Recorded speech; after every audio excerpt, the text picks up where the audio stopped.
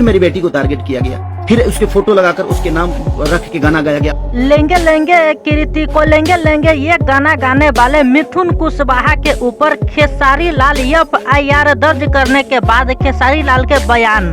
आपके बेटी के साथ अगर कोई ऐसा हरकत करे तो क्या आप उसको आरती उतारोगे? जैसा कि आप लोगों ने सुना है, खेसारी लाल अब एक्शन में आ चुका है। मिथुन कुशवाहा के अब कानून से छोड़ने वाले नहीं है। खेसारी लाल लाइव आकर सभी अपने दुश्मनों को ये बयान दिया।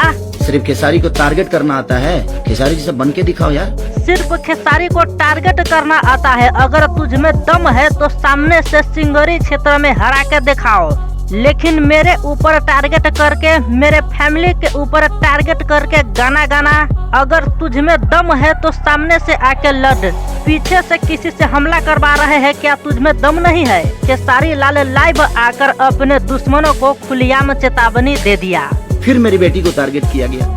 जो पीछे से हमला कर रहे हैं उसे तो खेसारी लाल कुछ नहीं कर सकता है, लेकिन मिथुन कुशवाहा के छोड़ने वाले नहीं है। इसके ऊपर FIR दर्ज हो चुका है। अब कानून इसके साथ क्या करता है ये आगे पता चलेगा।